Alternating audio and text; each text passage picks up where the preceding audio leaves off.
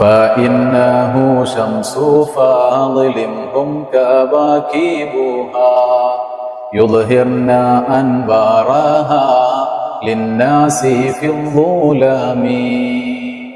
فإنه തീർച്ചയായും മുത്തനബി സല്ലല്ലാഹു അലൈഹി വസല്ലം ഷംസു ഫളിൻ പവിത്രതയുടെ സൂര്യനാണ്.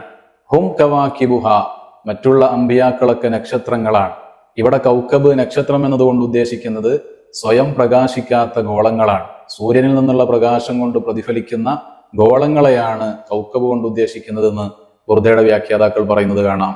എങ്ങനെയുള്ള ഗോളങ്ങളാണ്? യുദ്ഹിർന അൻവാറഹ അവകളുടെ പ്രകാശത്തെ പരത്തുന്നു ലിന്നാസി ജനങ്ങൾക്ക് വേണ്ടി ഫിദ്ദുലമി ഇരുട്ടിൽ ഈ പറയുന്ന ഗോളങ്ങളുടെ പ്രകാശം കൊണ്ട് ജനങ്ങൾക്ക് എത്ര ഉപകാരമുണ്ടോ എന്നതുപോലെ അവിശ്വാസമാകുന്ന ഇരുട്ടിൽ നിന്ന് മറ്റുള്ള അമ്പിയാക്കളൊക്കെ ജനങ്ങൾ സത്യമാകുന്ന വെളിച്ചത്തിലേക്ക് ജനങ്ങളെ ആ അമ്പിയാക്കളൊക്കെ കൊണ്ടുവന്നു.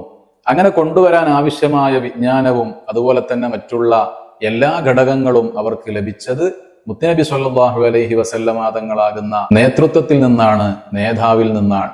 അങ്ങനെയുള്ള പവിത്രതയുടെ സൂര്യനാണ് മുഹമ്മദ് റസൂലുള്ളാഹി സ്വല്ലല്ലാഹു അലൈഹി വസല്ലം.